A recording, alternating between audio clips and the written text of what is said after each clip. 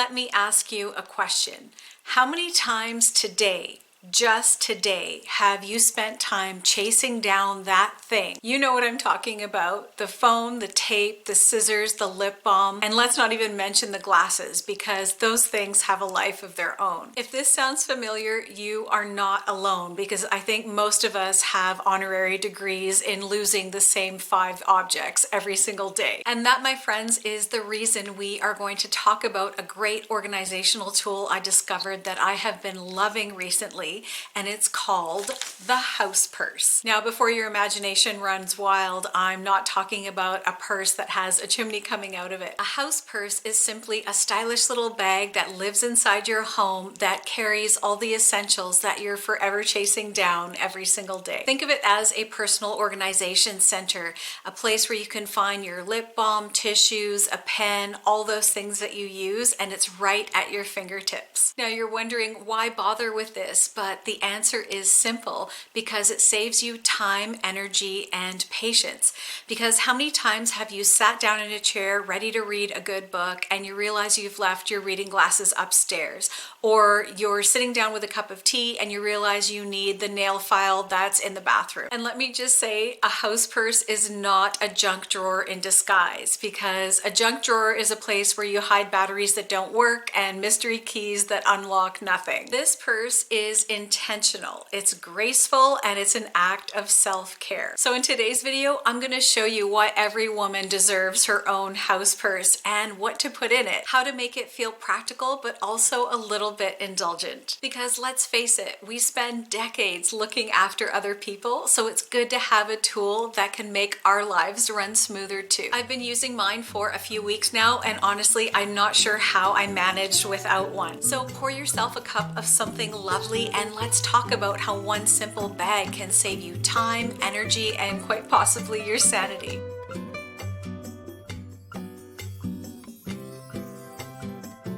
Now, let's clarify a couple of things. Your house purse is not for outings. It's not for lugging groceries. This is a bag that's designed purely for you.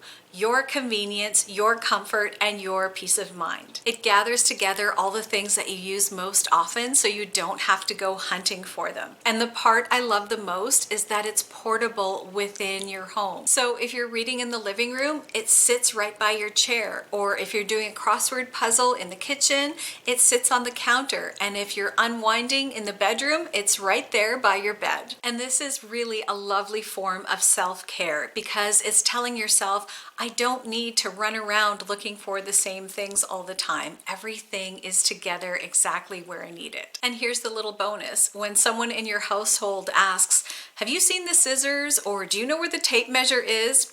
You can say, I've got it. So that's the essence of it. A house purse isn't just a bag, it's a small sanctuary of order in a busy home. I had a situation just last week. We were having some people over for dinner and I wanted to light my oil lamps for the dining room table. So I opened up the junk drawer in our home where we normally keep the candle lighters, and of course they're all gone. But I had one in my trusty little house purse. So I was able to pull it out, light the candles without hunting around the entire house for a candle lighter. So this is what my house purse looks like, and it's a square bottom fabric basket. And it's made out of cotton, I think, and I just got it on Amazon, and it has this pocket in the front. And it was really hard to pick a pattern because there were so many beautiful ones, but this is the one I ended up going with. And I'll put a link in the description if you want to check it out. But I'll show you what I have in here. So starting with the outside pocket, I have a charging cable for my phone and my iPad. Then I also have a pair of earbuds so that if I want to listen to something and not disturb people around me, this is a great thing to have. Next, I keep reading glasses in here, and I always put 2 pairs in because invariably I will always put on a pair and then leave them in another room. So I know that I have an extra pair in here just in case that happens. I keep my planner in here with a pen pen attached to it so I can keep track of appointments and my work schedule. And then I also have a notepad with a pen attached so that I can rip up a quick grocery list or a to-do list if I need to. Next, I have a couple of Ziploc bags that have some odds and ends in them that I tend to use just about every day. I have a package of wet wipes, which is good for cleaning hands or in case there's a little spill on the coffee table. I have a nail file in here and then also a little lighter for candles. And then in this one, I have a pair of scissors.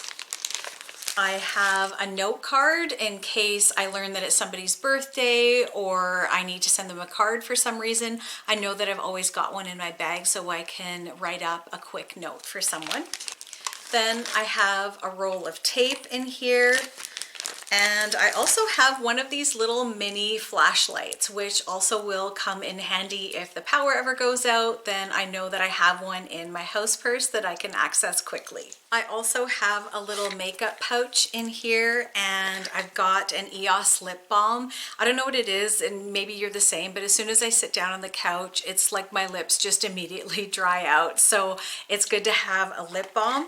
And then I also have just a little container with some vitamins and some medication. I'm also using hand cream or body cream of some description and I'm loving this EOS one. It's in the scent Vanilla Cashmere and this is absolutely delicious smelling.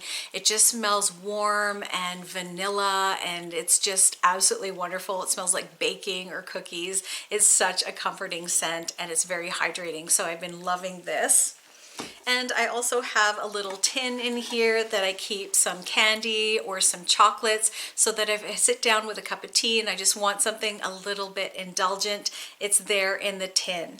And lastly, I'm keeping a copy of whatever book it is that I'm currently enjoying.